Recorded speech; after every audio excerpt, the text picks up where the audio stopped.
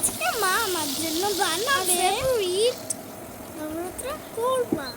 তাই জন্য একটা কড়াইতে নিয়ে নিয়েছে কিছুটা বাটার, অল্প একটু অলিভ অয়েল, তার মধ্যে পনির, ক্যাপসিকাম আর টমেটো গুঁড়ো লবণ দিয়ে হালকা করে ভেজে নিয়েছে।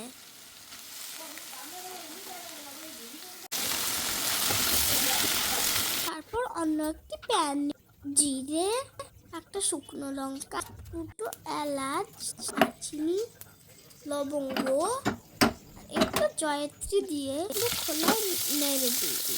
ওটা ধনে ছিল না বললে একটু ধনে গুঁড়ো দিয়েছিল।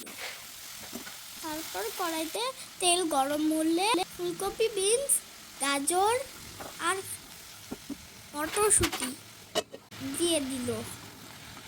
পেঁয়াজ আর রসুন কুচিটা অপশনাল। এবার লবণ দিয়ে নাড়াচাড়া করে ঢেকে দিল।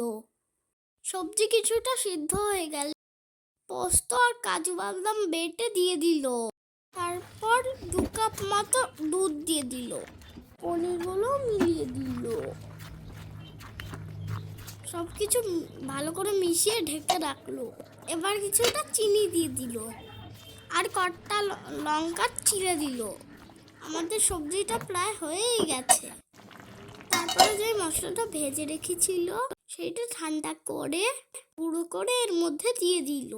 এটাই কিন্তু আসল মশলা। দারুণ গন্ধ বেরোচ্ছে আর দেখতেও কি সুন্দর হয়েছে।